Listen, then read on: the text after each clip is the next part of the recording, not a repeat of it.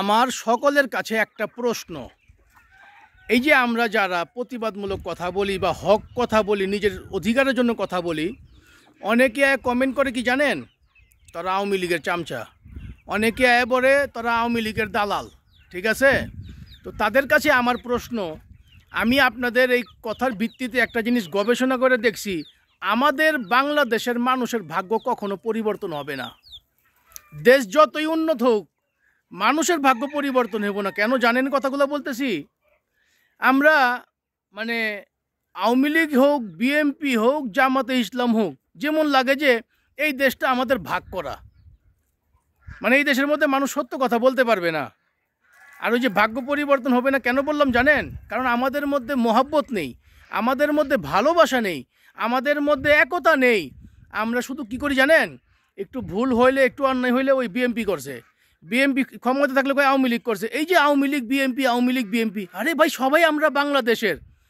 আওয়ামী লীগের বাপের দেশ না, বিএনপির বাপের দেশ না, জামাত ইসলাম বাপের দেশ না, এটা আমার বাপের দেশ না, এটা আমাদের দেশ, আমাদের প্রিয় মাতৃভূমি দেশ। এই দেশের মধ্যে আমাদের জন্মগ্রহণ হয়েছে। আমরা যতদিন পর্যন্ত আওয়ামী লীগ যদি বিএনপিকে আপন করে না নিবেন, বিএনপি যদি আওয়ামী লীগকে আপন করে না নিবেন, তো এই সোনার বাংলাদেশ থেকে ভালো কিছু আশা করেন না। যতদিন পর্যন্ত অন্তরের মধ্যে ভালোবাসা সৃষ্টি করতে না পারবেন, আরে ভাই, যেই রসুলের উম্মত আমরা ঘোষিত করি, আমরা রসুলের উম্মত করে দাবি করি, এই রসুল আপনি দেখছেন? আপনি দেখেন নাই, তারপরও বিশ্বাস করেন, তারপরও তার অনুসারে আমরা চলতেছি না। কিন্তু এই আমরা মানুষ হইয়া, এই আদম সন্তান হইয়া, কেন আমরা একে অপরকে ভালোবাসতে পারি না? কেন আমরা সবাই মিলেমিশে এই সোনার বাংলাদেশটা গড়তে পারি না? কেন? তাই আমি সকলের কাছে প্রশ্ন, আপনারা মূল্যবান মতামত অবশ্যই কমেন্ট করবেন। এই জন্য এই যে আমরা যেইভাবেই বর্তমানে চলতেছি, বা বাংলাদেশ স্বাধীন হওয়ার পর থেকে একই নাটক, একই মানে সমস্যা, আওয়ামী লীগ বিএনপি, আওয়ামী লীগ বিএনপি, জামাত শিবির, ফমাত শিবির। আরে ভাই, তোরাও তো আমাদের বাংলাদেশের নাগরিক, তোরাও তো সোনার বাংলাদেশের মানুষ। আর যারা এই যে রাষ্ট্রের ক্ষয়ক্ষতি করতেছে, আমি মনে করি তারা দেশের ভালো চায় না, আমার ব্যক্তিত্বভাবে মনে করলাম। কারণ তারা যদি দেশের ভালো চাইতো, তাহলে তারা দেশের কোনো ক্ষতি করতো না। এই যে আজকে শেখ হাসিনা যাই উন্নয়ন করতেছে, এটা কিন্তু শেখ হাসিনা কিন্তু ব্যবহার করতেছে না, করতেছেন কিন্তু আমি, আপনি, এবং কি বিএনপি করতেছে, আওয়ামী লীগ করতেছে, জামাত শিবির, সবাই কিন্তু করতেছে। তো যারা দেশকে ভালোবাসে, দেশের সম্পদ অন্তত পক্ষে ক্ষতি করবে না।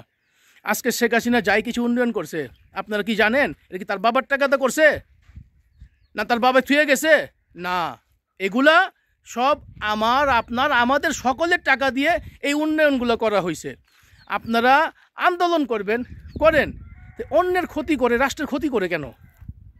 উত্তর দেন। এই যে অনেক আল্লাহর বান্দার, অনেকের গাড়ি জ্বলায় ফেলাইছে, অনেকের দোকান ভেঙে ফেলাইছে, অনেক কিছু দেখলাম এই সোশ্যাল মিডিয়ার মাধ্যমে। এই যে আপনারা অন্যের ক্ষতি করে নিজের লাভ চাইতেছেন, এটাতে কখনো আল্লাহ সুবহানাহু ওয়া তাআলা বরকত দিবে না। গবেষণা করে দেখেন।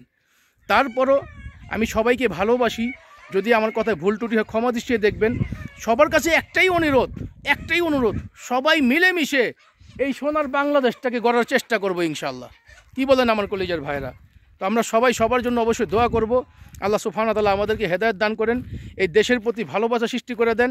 এই দেশটা কারো বাবার না, আমাদের সকলের। আমরা সবাই চেষ্টা করব এই দেশটাকে ভালো রাখার জন্য।